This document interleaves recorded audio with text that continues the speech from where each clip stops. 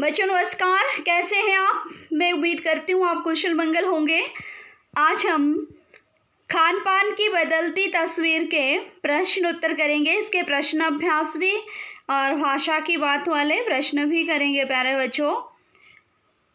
तो ये कक्षा 7वीं का 14वां पाठ है, खान पान की बदलती तस्वीर, और इसके लेखक हैं प्रयाग शुक्ल जी। इसका पहला प्रश्न है, खान पान की मिश्रित संस्कृति से लेखक का क्या मतलब है। अपने घर के उदाहरण देकर इसकी व्याख्या करें। आपने अपने घर के उदाहरण देने जो आपके घर में खाना बनता है, ठीक है। खान पान की मिश्रित संस्कृति से लेखक का तात्पर्य सभी प्रदेशों के खान पान के मिश्रित रूप से हैं। यहाँ पर लेखक यह कहना चाहते हैं कि आज एक ही घर में हमें कई प्रांतों के खाने देखने के लिए मिल जाते हैं। लोगों ने उद्योग धंधों, नौकरियों और तबादलों व अपनी पसंद के आधार पर एक दूसरे प्रांत की खाने की चीज़ों को अपने भोज्य पदार्थों में शामिल कर लिया है। मेरा घर कोलकाता में है। मैं बंगाली परिवार से हूँ। हमारा मुख्य भोजन चावल और मछली है, लेकिन हमारे घर में चावल और मछली के अलावा दक्षिणी भारतीय व्यंजन इडली, सांभर, डोसा आदि और पाश्चात्य भोजन बर्गर व नूडल्स भी पसंद किए जाते हैं। यहाँ तक कि हम बाजार से न लाकर इन्हें अपने ही घर में बनाते हैं। तो ये संभव हो पाया है इंटरनेट के माध्यम से प्यारे बच्चों। आज हम सारे एक ही स्थान पे बना सकते हैं। प्रश्न नंबर 2 है, खान पान में बदलाव के कौन कौन से फायदे हैं। फिर लेखक इस बदलाव को लेकर चिंतित क्यों हैं। फायदे भी हैं और चिंता भी है, तो ये क्यों है, चलिए देखते हैं। खान पान में बदलाव से निम्न फायदे हैं। विभिन्न प्रदेशों की संस्कृतियों को जानने और समझने का मौका मिलता है। नंबर 2, राष्ट्रीय एकता को बढ़ावा मिलना। नंबर 3, अलग अलग प्रकार के भोजन खाने में मिलने के कारण खाने में रुचि बने रहना। और नंबर 4, देश विदेश के व्यंजन मालूम होना। नंबर 5, गृहिणियों व कामकाजी महिलाओं को जल्दी तैयार होने वाले विविध व्यंजनों की विधियाँ उपलब्ध होना। और नंबर 6 है इसका, स्वाद, स्वास्थ्य व सरसता के आधार पर भोजन का चयन करना। अब स्वाद और स्वास्थ्य के आधार पर ये संतुलित आहार भी होना चाहिए, मैं बार बार आपको बताती हूँ। और नंबर 7 है समय की बचत। यहाँ कुछ थोड़ी सी बात खटक रही है बच्चों। समय की बचत के हिसाब से हमें खाना नहीं खाना है, हमने सेहत के हिसाब से खाना है, ठीक है।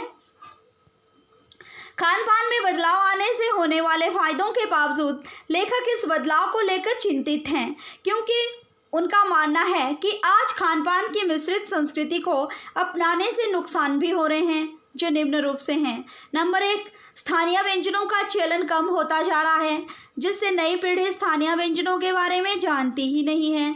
और नंबर 2, खाद्य पदार्थों में शुद्धता की कमी होती जा रही है।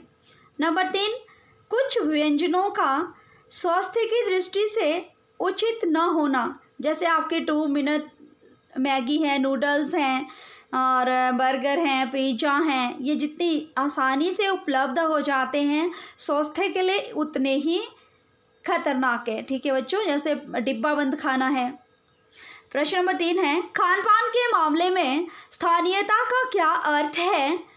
इसका उत्तर है, खान पान के मामले में स्थानीयता का अर्थ है कि वे व्यंजन जो स्थानीय आधार पर बनते हैं, जैसे मुंबई की पाव भाजी, दिल्ली के छोले कुलचे, मथुरा के पेड़े व आगरे के पेठे, नमकीन तो कहीं किसी प्रदेश की भी की जलेबियाँ, पूड़ी और कचौड़ी आदि स्थानीय व्यंजनों का अत्यधिक चलन था और अपना अलग महत्व भी था।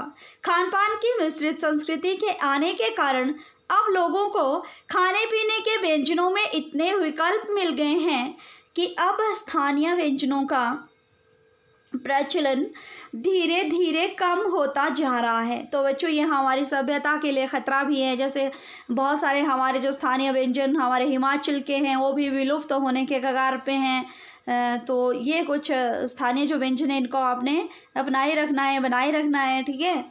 अब है निबंध से आगे। घर में बातचीत करके पता कीजिए कि आपके घर में क्या चीज़ें पकती हैं और क्या चीज़ें बनी बनाई बाजार से आती हैं। इनमें से बाजार से आने वाली कौन सी चीज़ें हैं? आपके माँ पिताजी के बचपन में घर में क्या बनती थी? उनके बचपन में क्या क्या चीज़ें बनती थी आपने पता करना है। घर में बनने वाली चीज़ें, बाजार से आने वाली और माता पिता के घर में बचपन में बनने वाली। ठीक है, अब है भात, दाल, सब्जियां, पूरी, रोटी, पराठे, मछली, मीठा, बहुत कुछ बनता है ना। समोसा, कचौड़ी, बाजार से आने वाली जलेबियां, नूडल्स, कचौरी आजकल घर में भी बन रही है, कचौड़ी सॉरी, समोसे ये माता पिता के जो पुराने बचपन में बनते थे, कचौड़ी, जलेबियाँ। ठीक है बच्चों, तो बहुत सारी चीज़ें हैं, तो कुछ उदाहरण हैं, आपने अपनी मर्जी से भी डालने हैं इसमें। अगला है हमारा भाषा की बात। खान पान शब्द, खान और पान दो शब्दों को जोड़कर बना है। खान पान शब्द में और छिपा हुआ है। जिन शब्दों के योग में और अथवा या योजक शब्द छिपे हों उन्हें द्वंद्व समास कहते हैं। नीचे द्वंद्व समास के कुछ उदाहरण दिए गए हैं, इनका वाक्यों में प्रयोग कीजिए और अर्थ समझिए।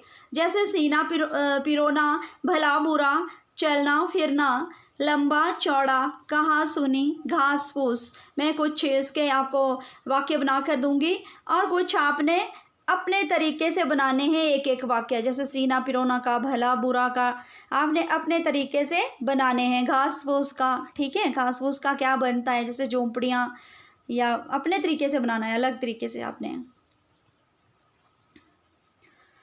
तो शब्द है और वाक्य है हमारे। सीना पिरोना, आजकल सीना पिरोना सभी को आना चाहिए। भला बुरा, तुमने कमल को कल बहुत भला बुरा कह दिया।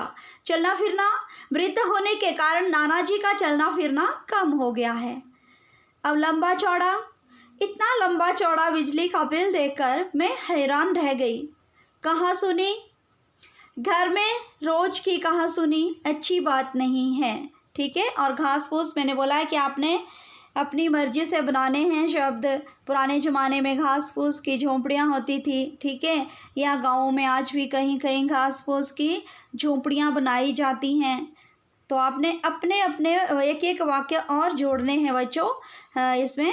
ठीक है, द्वंद्व समास जैसे आपको पता है, और भी देने हैं इसके दो दो उदाहरण, ताकि मुझे पता चल जाए कि बच्चों को समझ आ गया है। पता नहीं चले तो कमेंट के माध्यम से पूछना है।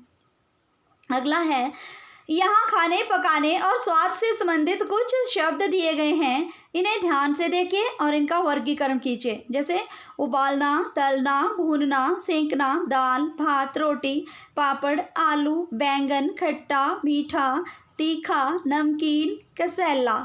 इनको आपने वर्गीकरण करना है, बांटना है एक तालिका बना के, और इनको किस प्रकार से बनाया जाता है ये है प्रश्न इनका, वो आपने बताना है, और इनका टेस्ट कैसा होता है। ठीक है,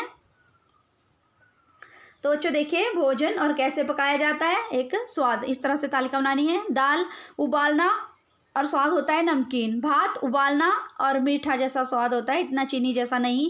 रोटी सेंकना और मीठा जैसा ही टेस्ट होता है, इसका कड़वा नहीं होता। और पापड़ भी सेंकते हम, ये नमकीन होते हैं। और आलू भी उबालते हैं इनको, और इनका भी थोड़ा मीठा टेस्ट होता है। बैंगन भूनना, बैंगन को भून के भी पकाया जाता है, और दूसरे तरीके से भी, जैसे सब्जी में तड़का मार के वैसे भी पकाया जाता है, और उसका टेस्ट होता है कसेला। तो प्यारे बच्चों, आपने अपने शब्दों में ही यथासंभव उत्तर देने हैं। कल हम फिर मिलेंगे किसी नए विषय के साथ, तब तक के लिए